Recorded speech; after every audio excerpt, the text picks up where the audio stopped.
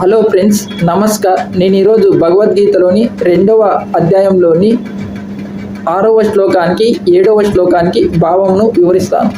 అర్జునుడు శ్రీకృష్ణ పరమాత్మతో ఈ విధంగా అంటున్నాడు: ఈ యుద్ధము చేయుట శ్రేష్టము, లేకపోతే చేయకుండుట శ్రేష్టము, చేయకోకుండా ఉండుట శ్రేష్టము మాకు తెలియదు. ఈ యుద్ధమున మేము గెలుస్తాము, లేకపోతే వారు మాపై గెలుస్తారో అనే విషయం కూడా మాకు తెలియదు. అయినప్పటికీ ఆత్మీయులైన ధృతరాష్ట్రుని కుమారులు యుద్ధరంగమున మా ఎదుట నిలిచి ఉన్నారు.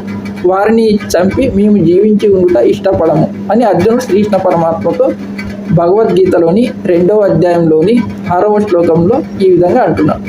మళ్ళా అర్జునుడు శ్రీకృష్ణ పరమాత్మతో ఈ విధంగా అంటున్నాడు: కార్పణ్య దోషరహితమున అనగా పిరిగితనమునకు లోనై నా స్వభావం అనేది దెబ్బతిన్నది. ధర్మ విచక్షణకు గురై నా కర్తవ్యం ఏమిటో నాకు తెలియకుండా ఉన్నది.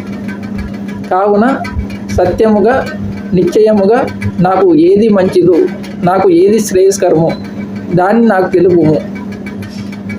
నేను ఇప్పుడు నీకు శిష్యుడను, శరణాగతుడను, నాకు ఉపదేశింపుము అని అర్జునుడు శ్రీకృష్ణ పరమాత్మతో భగవద్గీతలోని 2వ అధ్యాయంలోని 7వ శ్లోకంలో ఈ విధంగా అంటున్నాడు.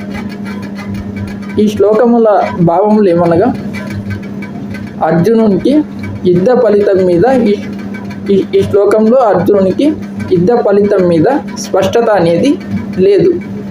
యుద్ధ రంగమున మేము గెలుస్తాము, లేక అసలుకు అర్జునునికి యుద్ధ ఫలితం మీద ఈ శ్లోకంలో స్పష్టత అనేది లేదు.